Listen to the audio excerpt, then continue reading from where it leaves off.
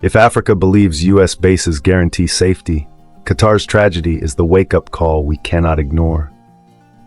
The night sky over Doha once glowed with the promise of stability. Beneath its glittering towers and polished streets sat the largest US military base in the Middle East, a fortress of steel and firepower. To many, that base was a guarantee, a shield, proof that the nation's security was beyond question. Yet when the bombs fell, the illusion shattered. Fire and smoke swallowed the skyline, and in that chaos, a harsh truth was revealed. Even with America's might on your soil, you are never truly safe. Qatar had played the role of ally faithfully. It hosted negotiations, opened its doors to Washington's interests, and carried the weight of America's presence with pride. But when violence struck, it stood alone. The base that was supposed to represent protection became a silent monument, a reminder that loyalty and sacrifice mean little when great powers calculate their interests. This is not Qatar's lesson alone. It is Africa's warning. Across the continent, American outposts stretch from the deserts of Niger to the coastline of Djibouti, from Kenya's plains to the Sahel's hidden corners. They are presented as partnerships, agreements built on mutual security. But history whispers a different tale. The United States has never had permanent friends. It has only permanent interests. What happened in Doha is proof of that reality. A base on your soil does not mean protection. It means exposure. It marks your land as a piece of someone else's chessboard, a pawn to be moved, traded, or sacrificed when the game demands it.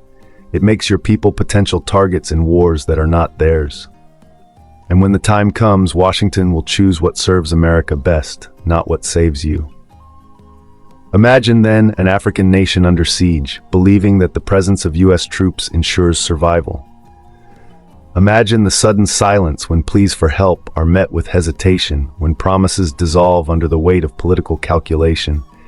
In that moment, the bitter realization comes: the base was never built for you. It was built for them.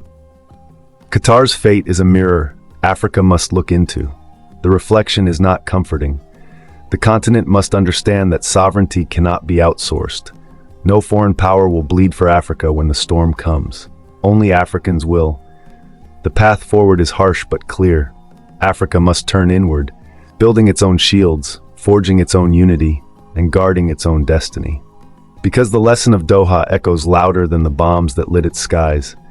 America's friendship is a transaction, and when the balance no longer favors them, they will walk away.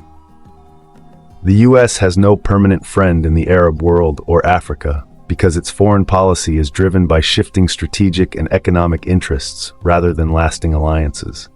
Washington prioritizes access to resources, security, and global influence, often supporting regimes when convenient and abandoning them when priorities change. This transactional approach breeds mistrust, making partnerships temporary, fragile, and rooted in self-interest rather than genuine solidarity. There is no debating the fact about the US partnership. Such does not exist. The US feeds on purpose, and once exhausted, the romance is over.